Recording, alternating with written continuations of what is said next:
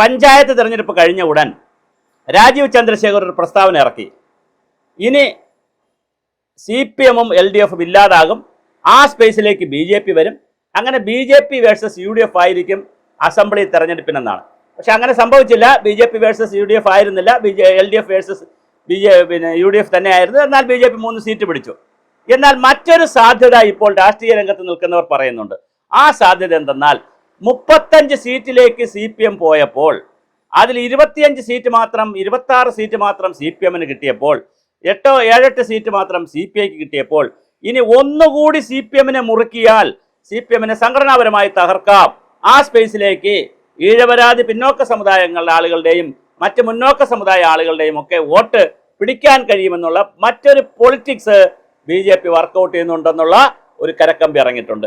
കാരണം അതുകൊണ്ടാണ് ED ഇനി കുറച്ചു കാലം കേരളത്തിൽ കാണും. ED ഈ വീണാ വിജയനെ അറസ്റ്റ് ചെയ്താലും അത്ഭുതമില്ല, പിണറായി വിജയനെ വീണ്ടും ചോദ്യം ചെയ്താലും അത്ഭുതമില്ല, റെയ്ഡുകൾ ഒരുപാട് നടന്നാൽ അത്ഭുതമില്ല. അതുപോലെ തന്നെ പൊളിറ്റിക്കലായി ED ഇനി കേരളത്തിൽ കാണും. അങ്ങനെ ED കേരളത്തിൽ ഉണ്ടാവുന്നത് പക്ഷെ പ്രശ്നം അതല്ല. ED കേരളത്തിൽ ഉണ്ടായാൽ CPM-നെ തകർക്കാമെന്നാണ് BJP വിചാരിക്കുന്നതെങ്കിൽ ചിലപ്പോൾ അത് ഭൂമാറാങ്ങടിക്കും. കാരണം ഇന്നലെ രാവിലെ വരെ പിണറായി വിജയനെ കുറ്റം പറഞ്ഞിരുന്ന സകല ജില്ലാ കമ്മിറ്റികളും സകല ഏരിയ കമ്മിറ്റികളും ഇന്നലെ വൈകുന്നേരമാകുമ്പോൾ തെരുവിലിറങ്ങുന്നതാണ് നമ്മൾ കണ്ടത്.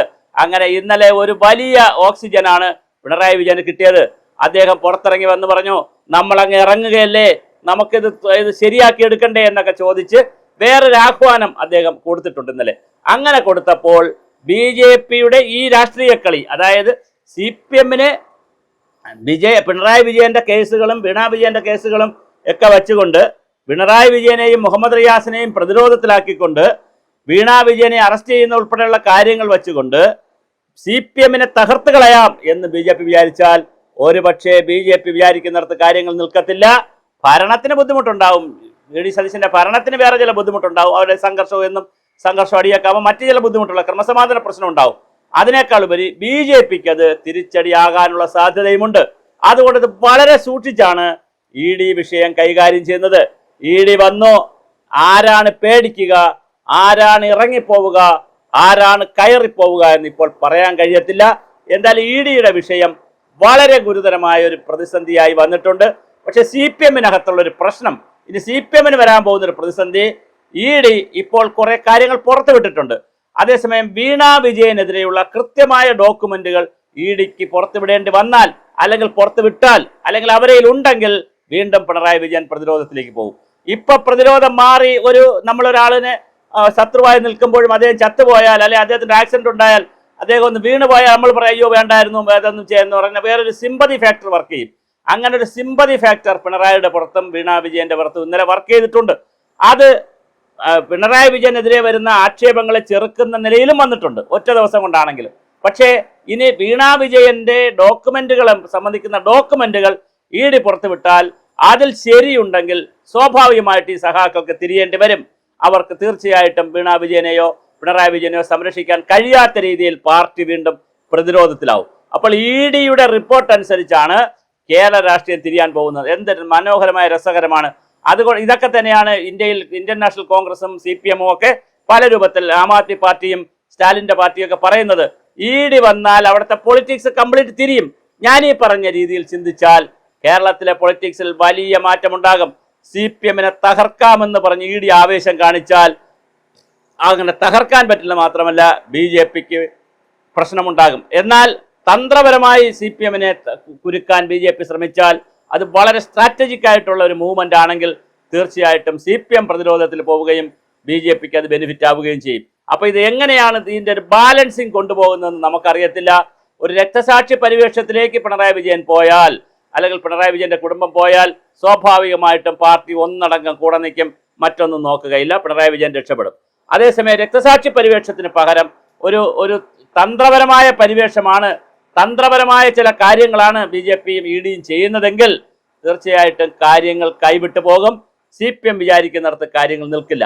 അപ്പോൾ ഇവിടെ രണ്ടായാലും UDF-നെ സംബന്ധിച്ചിടത്തോളം പോലീസിനെ കൊടുക്കുന്നു, പട്ടാളത്തിനെ കൊടുക്കുന്നു എന്നുള്ള ഒരു കാര്യം ഒഴിച്ചാൽ അവർ കാഴ്ചക്കാരാണ്, ഗാലറിയിൽ ഇരിക്കുന്നു.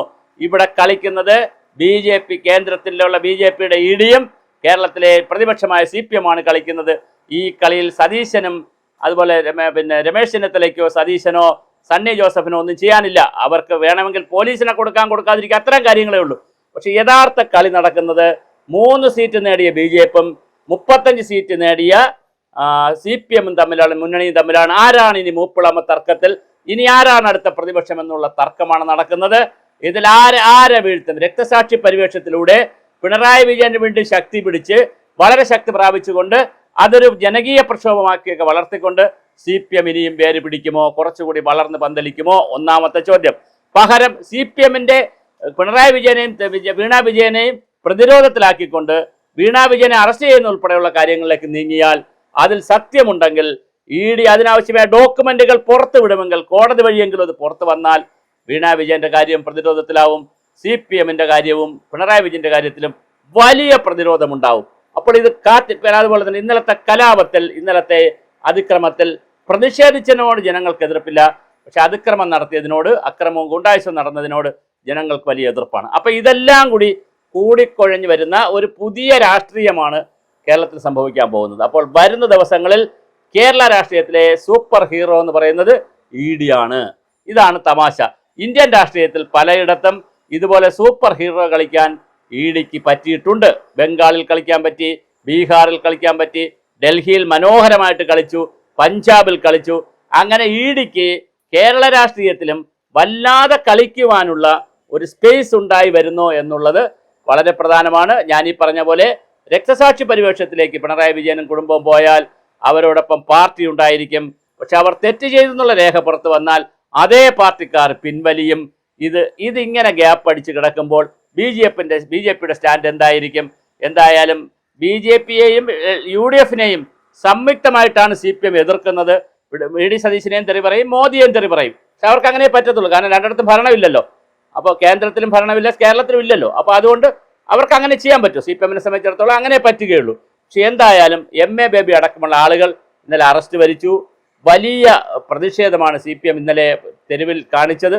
ഇതെന്തെല്ലാം കാണിക്കുമ്പോഴും ഞാൻ ഈ പറഞ്ഞ രാഷ്ട്രീയമുണ്ടല്ലോ, ഇത് വർക്കൗട്ട് ചെയ്യും. ഇത് വലിയ പ്രധാനപ്പെട്ട പ്രശ്നമാണ്. കേരള രാഷ്ട്രീയത്തെ മുൾമുനയിൽ നിർത്താൻ ED തീരുമാനിച്ചിട്ടുണ്ടെന്നാണ് കേൾക്കുന്നത്. അതിനാക്കം കൂട്ടുന്ന നിലയിലുള്ള ഒരു ആക്രമണം കൂടി ഇന്നലെ ഉണ്ടായപ്പോൾ രസകരമാണ്.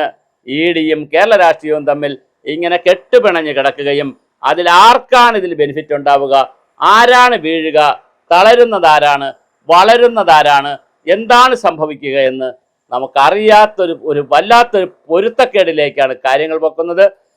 കോൺഗ്രസ് പറയുന്നു CPMഉം BJPയും തമ്മിൽ ഡീലാണെന്ന്, CPMകാർ പറയുന്നു കോൺഗ്രസും BJPയും തമ്മിൽ ഡീലാണെന്ന്, BJP പറയുന്നു ഞങ്ങൾ ആരുമായി ഡീലുമില്ല എന്ന്.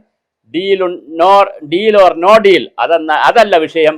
എന്തായാലും ഈ അഴിമതി അടക്കമുള്ള കാര്യങ്ങൾ പിടിക്കുമോ, ശിക്ഷിക്കപ്പെടുമോ എന്നുള്ളത് ഒന്നാമത്തെ ചോദ്യം. രണ്ടാമത്തെ ചോദ്യം, ഇതുമായി ബന്ധപ്പെടുത്തിയിട്ടുള്ള മറ്റ് ഉപഘടകങ്ങൾ ഒരുപാടുണ്ട്. അവയെല്ലാം പരിശോധിക്കുമോ എന്നുള്ളതും കാലം ആവശ്യപ്പെടുന്ന പ്രധാന കാര്യമാണ്. അതോ ഇതൊക്കെ ഇങ്ങനെ ഒരു പരുവത്തിന് വീണ്ടും ED തണുത്തങ്ങ് പോകുമോ?